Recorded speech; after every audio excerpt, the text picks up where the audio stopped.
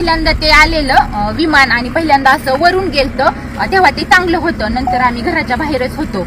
आम्ही गुरांना खायलाही टाकलं आणि घरानंतर आलो तर आम्ही बाहेर होतो आणि ते विमान गेलेलं असं खालून आलेलं आणि खालून असं ते खालून आलं आणि ते बरोबर वरती जायचं ते असं खाली त्याला अटॅक झालं. ते बरोबर म्हणजे 8:45 तेव्हा वाजलेल्या आणि त्याचा म्हणजे आम्ही पाहिलं पण एवढा मोठा त्याचा असा स्फोट झाला ना ते आमच्या घरापर्यंत आला.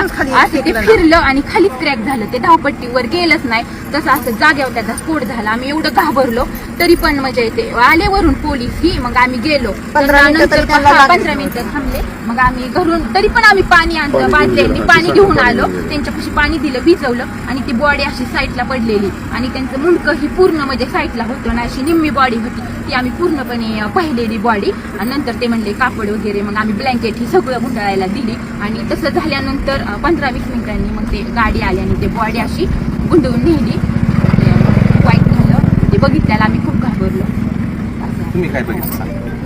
तेच बघितलं की येऊन खाली कोसळलं आणि मुलं जायची वेळ नेमका टायमिंगच्या वेळ होता 9:45ला. खाली कोसळला असा भरता झाला चाक येऊन माझ्यापर्यंत आलं तिथं घरापासून. काही आम्ही घाबरलो पोरही आम्ही पळत सुटलो पण काहीच उपयोग नव्हता तोपर्यंत. तेपर्यंत सगळं हे झालं होतं बस्ट झालं होतं. आम्ही म्हणजे काहीच करू शकलो नाही आता फक्त पाहिलेलं काहीच राहिलं.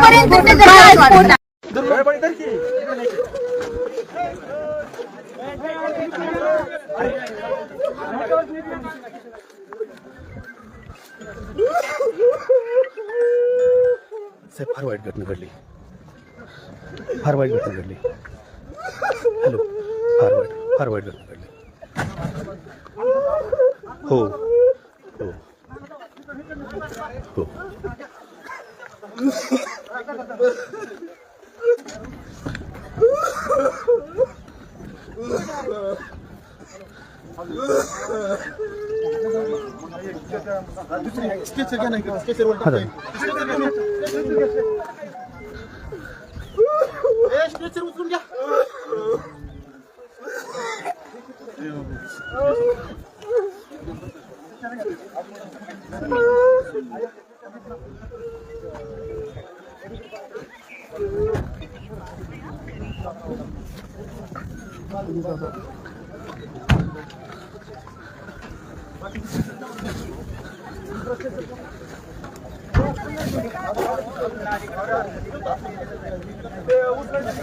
दादा संपले.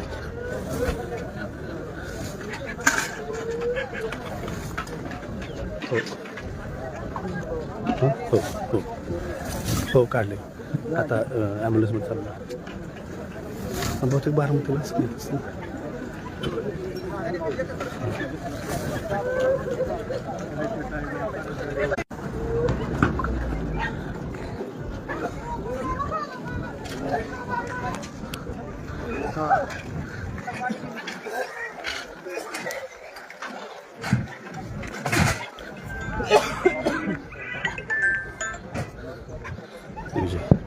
दिग्विजय वाईट घडले.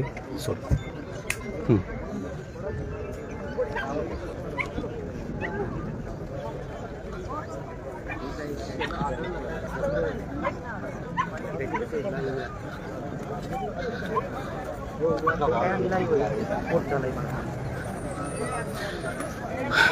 बारामतीच्या विमानतळावर काही वेळापूर्वीच उपमुख्यमंत्री अजित पवार यांना घेऊन येणारं विमान वैमानिकाला धावपट्टी नसल्यामुळं धावपट्टीच्या खाली पडलं आणि